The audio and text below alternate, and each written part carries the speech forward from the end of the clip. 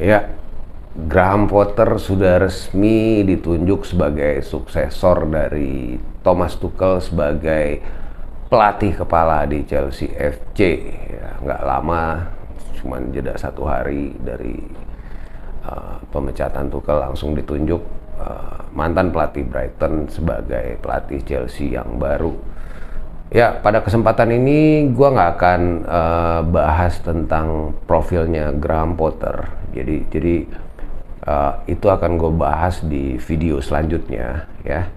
Nah, biar nggak panjang-panjang, jadi di kesempatan kali ini gue akan coba mengeluarkan beberapa detail penting yang berkaitan dengan pemecatan Thomas Tuchel. Jadi beberapa informasi di belakang layar yang selama ini kita nggak pernah tahu.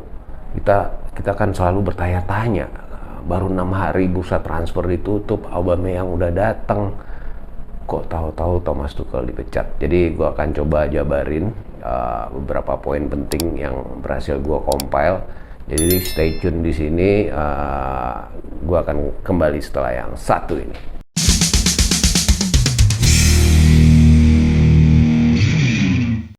Graham Potter ditunjuk resmi sebagai pelatih Chelsea. Nggak lama juga Her Majesty Queen Elizabeth II meninggal dunia. Ya akhirnya gue nggak tahu apakah EPL weekend ini masih tetap jalan atau akan dipospon. Yang pasti di saat gue taping ini belum ada pernyataan resmi dari Premier League mengenai partai EPL untuk weekend ini, apakah tetap akan jalan atau akan tetap diteruskan seperti biasa ya. Oke, tapi kita nggak akan bahas dulu mengenai Graham Potter. Jadi gue akan sedikit balik lagi ke isu kemarin pemecatan Thomas Tuchel yang sampai sekarang masih bikin fans Chelsea itu bingung. Kenapa? Why? Terlalu cepat. Ya bahkan mungkin ya sebagian mungkin teman-teman ada yang pro, ada yang kontra gitu. Itu wajar ya. Itu namanya subjektivitas kita kan masing-masing berbeda gitu ya. Jadi nah, gua akan coba kasih semacam penjelasan. Ya, jadi gua nggak bisa bayangin di partai setelah partai di melawan Dinamo Zagreb di Champions League kemarin, itu Todd Boehly, Begdad Eghbali itu hadir ya, selain Presiden UEFA Alexander Seferin ya.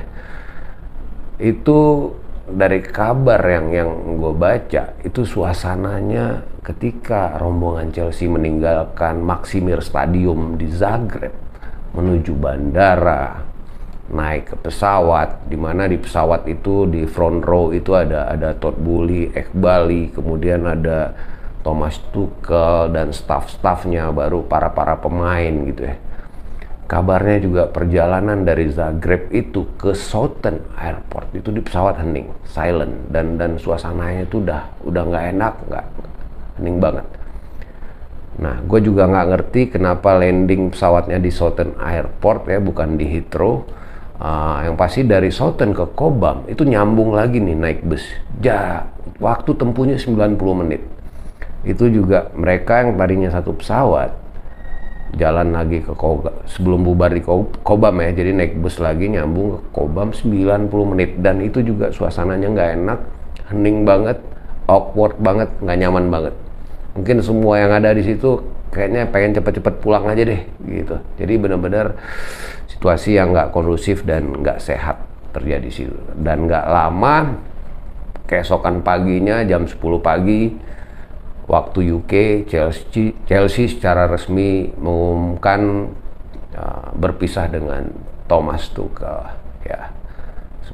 Sebuah kabar yang menggemparkan kita semua. Nah, sekarang gue mau coba compile beberapa poin penting yang mungkin selama ini jarang diketahui. Kenapa sih Thomas Tuchel ini sampai dipecat? Padahal kan masih peringkat 5, masih di atas Liverpool. Bahkan dari bursa transfer tutup ya belum sempat main nih Premier League gitu ya.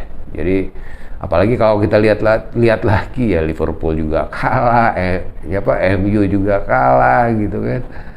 Kok sekejam itu sih Todd Boehly dan kawan-kawan ini gitu. Nah, gua ketika dengar berita ini, satu yang terpintas di kepala gue, ini pasti udah lama gitu, rencana ini udah lama, cuman memang ada beberapa yang nggak logik sih dengan asumsi gue ya kalau memang udah lama kok Aubameyang masih datang gitu kan. Seharusnya kalau udah lama mungkin pemain-pemain keinginan Tuchel nggak didatengin gitu, tapi ini Aubameyang datang 6 hari sebelumnya, terus tahu-tahu Tuchel dipecat juga gitu. Nah, jadi dari berbagai sumber, awal keretakan Todd Boehly dan Thomas Tuchel ini, poin pertama adalah, ini gue coba jabarin aja. Setelah bursa transfer summer dibuka Juni lalu, itu beberapa kali Todd Boehly, Begdad Eghbali mengundang Tuchel untuk meeting di Cobham ya, tentang recruitment meeting, artinya meeting tentang siapa-siapa aja nih yang harus kita signing di bursa transfer kali ini. Nah, sayangnya Thomas Tuchel dalam beberapa kesempatan itu mendelegasikan kehadirannya kepada agennya Dr. Olaf Menking. Artinya nggak selalu dia hadir. Ada beberapa kesempatan yang hadir tuh justru agentnya Tuchel, meeting sama Todd Boehly, sama Eghbali dan lain-lain, ngomongin transfer. Di situ pastinya udah ada sedikit ya, lu sebagai owner pasti ngerasa, wah dia nggak respect nih sama gue gitu. Dari sisi Boehly, dari sisi Tuchel ya mungkin ya ini bukan tugas gue capek juga, gue fokus gue ngelatih gitu. Kalau tiap hari diundang meeting kayak gini ya kapan gue bisa fokus ngelatih strategi dan lain-lain. Mungkin itu dari sisi Tuchel. Tapi yang pasti ini adalah salah satu sumber dari keretakan hubungan Todd Boehly CS dengan Thomas Tuchel. Nah, kemudian dalam satu kesempatan meeting antara owner dengan timnya Thomas Tuchel, secara nggak sengaja, entah itu di whiteboard, entah itu di sebuah tab gitu ya, Boehly ini sebenarnya meeting recruitment meeting. Jadi secara entah sengaja atau tidak gitu ya, Todd Boehly itu menampilkan semacam gambar diagram yang formasinya tuh 4-4-3. Artinya mungkin, oh bek kanan kita ambil siapa nih? Oh berarti bek tengah siapa? Bek kiri siapa? Yang tengah 3 orang nih siapa gitu ya, sampai ke posisi striker. Nah, melihat hal ini, Tuchel kelihatan ya, menurut sumber yang hadir di situ, yang ngasih informasi ke The Athletic, Tuchel di situ kelihatan agak kurang seneng, seolah-olah dia ditekan, didiktate oleh owner baru yang baru ngerti bola untuk memainkan pola atau formasi 4-4-3 itu ya. Jadi sebenarnya memang udah nggak cocok dua sisi.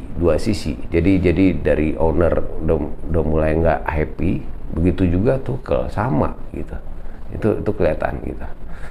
Nah, terus Todd Boehly ini kan semenjak 100 hari take over Chelsea ini, day to day itu hadir di Stamford Bridge, di Cobham. Jadi dia punya banyak kesempatan untuk ketemu pemain-pemain Chelsea gitu. Karena hampir hari-harinya dia tuh ngurusin Chelsea aja di 100 hari pertamanya ini. Cuman beberapa kali aja dia liburan pun masih sempetnya ya dia ketemu agennya Cucurella ya. Nah, jadi Todd Boehly ini pelan-pelan udah menemukan bahwa ada beberapa pemain Chelsea itu yang unhappy, yang merasa dikucilkan, diisolasi. Dan menurut sumber yang gue baca, itu juga Tuchel ini di saat pre-season lalu di US, di saat tim meeting, pemain yang regular starter diikutkan dalam satu tim meeting Sementara pemain yang nggak reguler, pemain-pemain yang sudah jarang main itu dipisahkan di ruangan tersendiri, nggak ikutan diajak meeting. Nah, hal ini nyampe juga ke Bully, dan mungkin ya nggak perlu repot buat Bully untuk mengetahui itu, karena memang selama preseason pun Bully juga selalu hadir gitu ya. Jadi ini nyampe ke telinga dia gitu. Itu Bully udah membaca ada sesuatu yang nggak harmonis di dressing room. Ya sebenarnya ini juga diawali oleh 5 pemain ya. Awalnya Lukaku ya, kemudian ada Christian Pulisic, ada Timo Werner, ada Hakim Ziyech, dan Hudson-Odoi. 5 nama ini sih awalnya yang seolah-olah tuh grouping bareng. Jadi ya mereka nih bisa dibilang barisan sakit hati karena memang mendapatkan treatment yang mereka rasa unfair oleh Thomas Tuchel. Nah mungkin nanti ini akan menyebar, gue nggak tahu seperti apa sebarannya di dressing room Chelsea, yang pasti diawali oleh ya Lukaku dulu pasti, terus nyebar nih. Nah kemudian Tuchel ini juga di saat bursa transfer kemarin itu merasa nggak happy. Jadi sama Iqbal itu sempat ribut besar gara-gara dia Tuchel ini diminta reporting ke Iqbal juga tentang hasil dari recruitment meeting. Dari sisi Tuchel mungkin dia ngerasa ya ribet ya. Ini kok gua reportnya nggak cuman ke Bully doang, ke Iqbal pun harus report gitu. Jadi dia ngerasa repot gitu, dan belum juga waktunya Tuchel baik breakfast, dinner, lunch, makan siang ya, itu asik terima telepon dari berbagai macam orang, nggak satu. Ada Todd Boehly mungkin, ada Iqbal, ada Jose Feliciano, ada Han Jokwis, mungkin Jonathan Goldstein. Ini nama-nama shareholder semua nih, pemilik Chelsea semua, dan dia harus jadi benar-benar waktunya Tuchel itu habis buat itu aja, terima telepon, dan nggak satu orang. Semua punya akses langsung ke Thomas Tuchel. Jadi ini juga mungkin bikin Tuchel juga agak meradang ya. Jadi dia ngerasa ribet banget sih nih gitu. Era yang baru ini, owner yang baru ini kok ribet banget. Makanya beberapa kali juga Tuchel di saat habis kalah lawan Arsenal di preseason kemarin, ya itu Tuchel sempat di press conference ya mengeluarkan semacam alibi ya, semacam alasan lah ya, bahwa dia sempat nyindir juga sebenarnya. Dia bilang Chelsea agak lambat di bursa transfer ini gitu ya. Mungkin di saat itu Arsenal pemain-pemain rekrutannya sudah masuk gitu ya, Gabriel Jesus dan kawan-kawan. Chelsea waktu itu Sterling aja baru datang gitu, nyusul gitu kan. Sementara klub lain tuh pemain-pemainnya udah latihan berapa minggu atau 1 bulan sebelumnya, udah latihan bareng. Itu yang dia kemukakan di press conference, dan mungkin pastinya juga bisa jadi pernyataannya itu menyinggung Todd Boehly juga, gua nggak tahu. Nah tadi ingat Gabriel Jesus. Nah mungkin teman-teman selama ini sering dapat banter dari fans Arsenal gitu ya, seolah-olah Chelsea mau coba bajak Gabriel Jesus last minute tapi gagal gitu ya. Nah sebenarnya yang terjadi dari sumber yang gue baca, Todd Boehly itu sudah mau ngedatengin Gabriel Jesus. Gabriel Jesusnya pun sangat ingin ke Chelsea, dikarenakan walaupun Arsenal juga punya interest terhadap Gabjes ya, cuman dikarenakan dengan posisi Chelsea yang di kasta yang lebih tinggi, UEFA Champions League, ya gue juga sebagai manusia normal, pemain bola normal pasti lebih memilih mendingan ke Chelsea gitu, ya kan, karena main di Champions League gitu. Jadi nah ketika ditawarkan ke Tuchel tuh bimbang dan cenderung menolak. Tuchel tuh ada sedikit trauma dengan pemain nomor 9 ya, akibat dari Lukaku atau mungkin Timo Werner yang gagal gitu. Jadi ketika ditawarin Gabriel Jesus, Tuchel juga menolak. Akhirnya Bully tidak meneruskan ketertarikannya pada Gabriel Jesus, padahal secara personal Gabjes sudah oke gitu ya. Tinggal masalah harga. Harga pun sebetulnya nggak mahal juga dibanderol oleh City. Jadi sayangnya, nah, dan ini sempat terakhir last minute Tuchel berubah pikiran, tiba-tiba bilang mau. Nah sayangnya udah terlambat. Gabjesnya sudah sudah kadung agree sama Arsenal. Jadi makanya muncullah rumor bahwa Chelsea last minute mau coba hijack Gabriel Jesus tapi gagal. Nah ini jadi mungkin sedikit menjelaskan juga. Jadi sebenarnya Gabriel Jesus sudah duluan dealing lah sama Bully dan kawan-kawan. Nah tapi ya itulah yang terjadi gitu ya. Nah, kemudian kita bicara Graham Potter. Di saat signing di saat penunjukan signing Cucurella, di saat signingnya Cucurella, Chelsea itu kan, Bully itu kan manggil agennya Cucurella, diundang ke vilanya di Mykonos di Yunani, diterbangkan langsung. Akhirnya ngobrol banyak tentang Cucurella, dan entah kenapa sang agen Cucurella ini juga ngasih penjelasan detail tentang figur Graham Potter. Disitulah dan lumayan dijabarkan secara gamblang dan jelas bagaimana sosok seorang Graham Potter di Brighton. Nah, di situ mulai ada ketertarikan dari Todd Boehly dengan sosok Graham Potter. Nah, nggak lama setelah ketemu agent itu, bahkan Boehly secara langsung dia telepon Graham Potter saat itu, cuman dengan tujuan mau minta izin untuk bicara dengan Cucurella karena dia berminat dengan Cucurella. Artinya itulah. Jadi sempat sebelum signing Marc Cucurella, Todd Boehly ini sudah ada kontak dengan Graham Potter, seperti itu ya. Nah, kemudian dari awal musim setelah Chelsea lawan Everton menang, itu habis menang lawan Everton kabarnya Bully, Iqbal itu datang ke dressing room ngasih selamat gitu ya. Kemudian draw sama Spurs. Nah, setelah draw sama Spurs, Chelsea dihajar sama Leeds 3-0.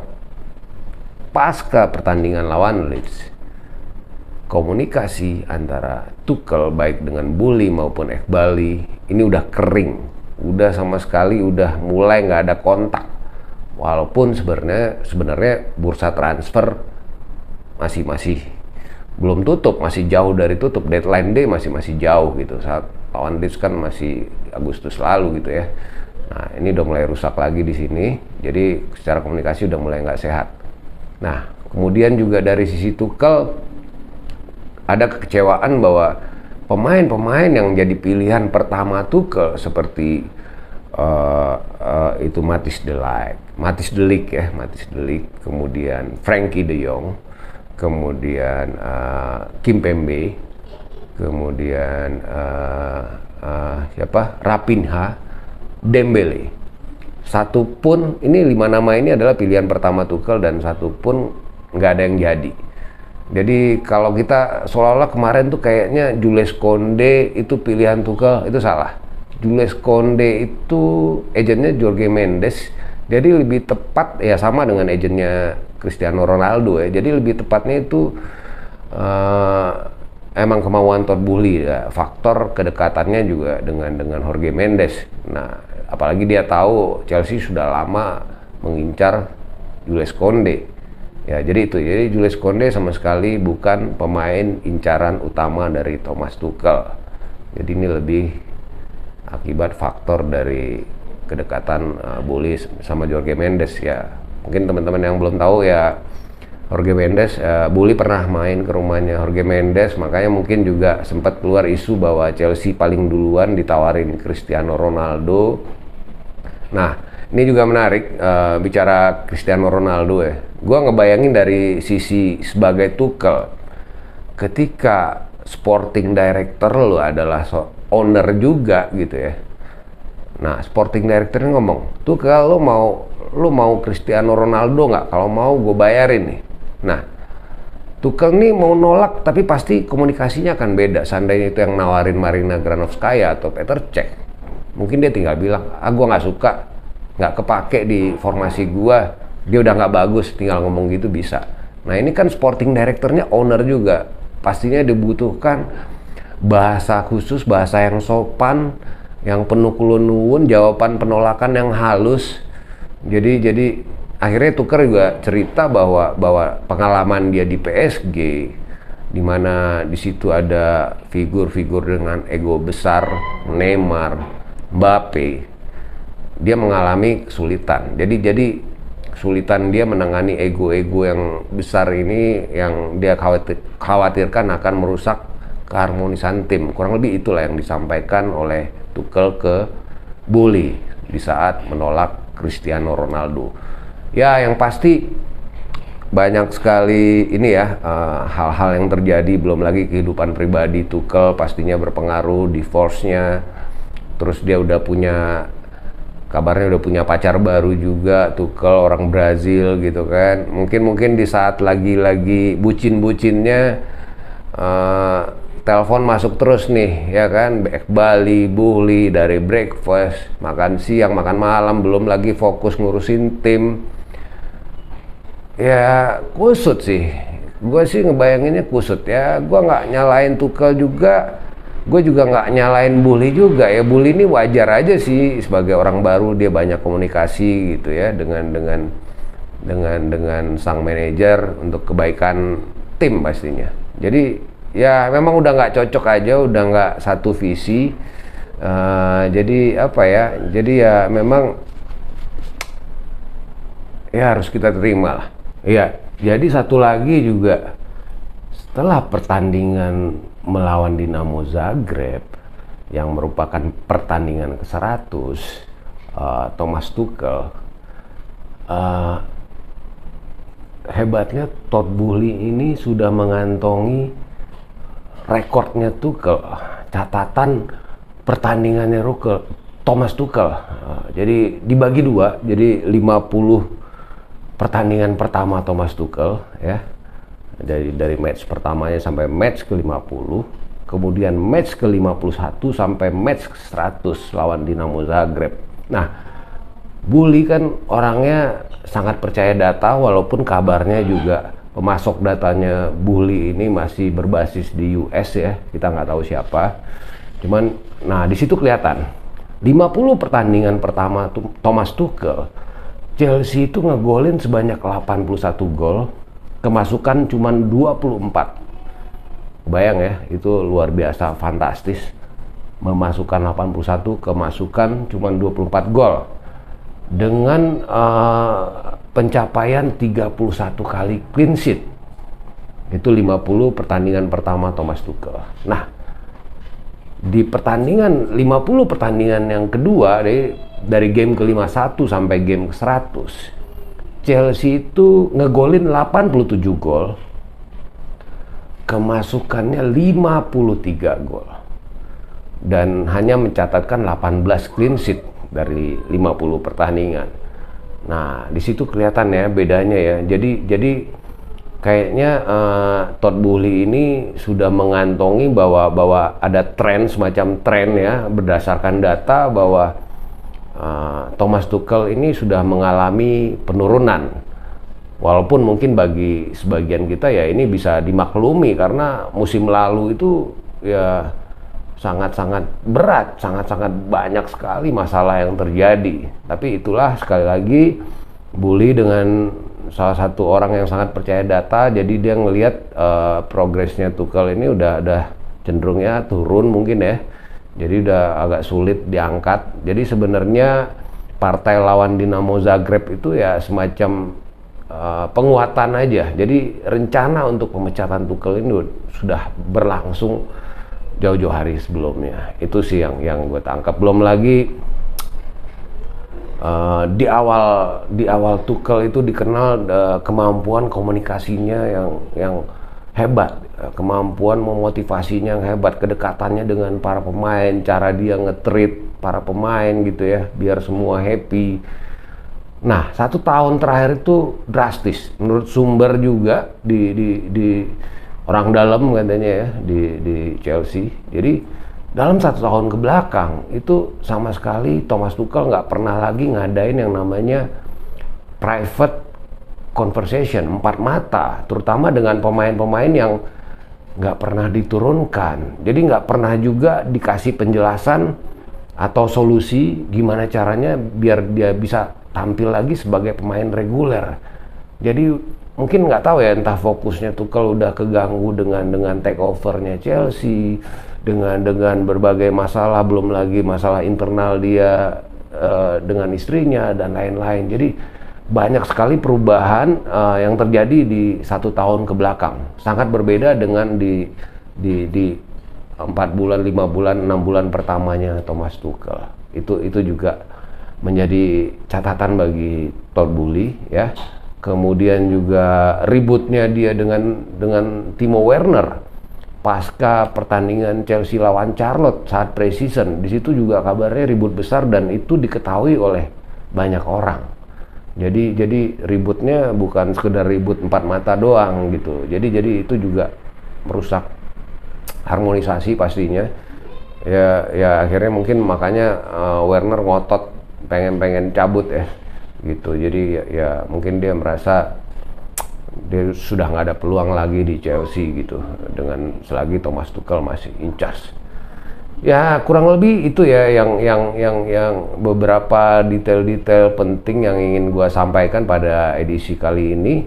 Ya, sekali lagi kita ucapkan terima kasih kepada sang Deutscher Maestro yang sudah menghadirkan trofi Champions League, UEFA Super Cup hingga trofi Club World Cup ke klub menjadi koleksi klub Chelsea FC. Jadi melengkapi koleksi gelar yang diraih oleh Chelsea Football Club. Mungkin sekian dulu dari gua BG. Nanti di edisi selanjutnya gua akan bikin semacam profiling tentang Graham Potter, jadi tungguin aja. Terima kasih buat teman-teman yang sudah support Studio Bola sejauh ini dengan cara aktif di kolom komentar, like videonya, share juga, kasih tahu ke teman-teman sesama penggemar Chelsea ya. Mungkin itu aja dari gua.